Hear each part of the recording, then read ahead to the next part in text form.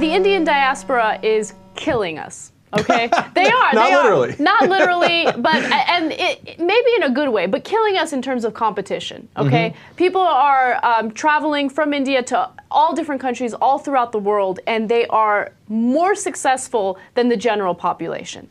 That is true in almost all of the countries that they're in. Yes. And it's certainly true here in the United States. It is. So I'm going to give you a couple examples. Put up the graphic. It's Indians versus general population of the United States, just to give you an example of how much they're better in terms of education and employment. So the Indian diaspora in the U.S. is only 1%, except when it comes to graduate school population in the top universities in the United States, they make up 13% of the population. By the way, they're not even close to 1% of the population. They're less than 1%, and they have 13%. That's a giant number of the graduate students.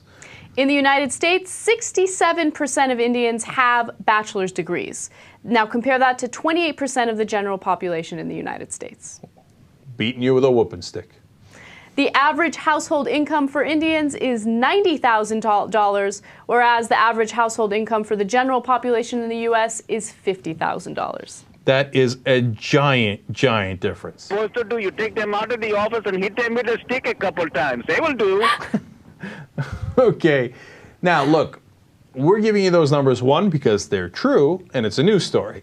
Two, because it's not because the South Asians are a better race or anything like that. When you go to India, some of the numbers are disastrous. 40% of the population lives for $1.25 a day or less, okay? And their life expectancy in Mumbai is 56 years old. It's disastrous. It's obviously not genetic. It's not a race thing. It's not any of that.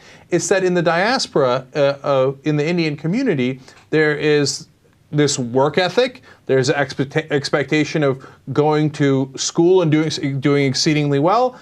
And then what they have actually above even other Asians is they're more willing to start their own businesses, right? More initiative, et cetera. It's a great combination. It's a great cultural combination that they have going, and that's why they have success. So what I'm saying is the rest of us should all learn from that, right? So if a culture does something right, that's awesome.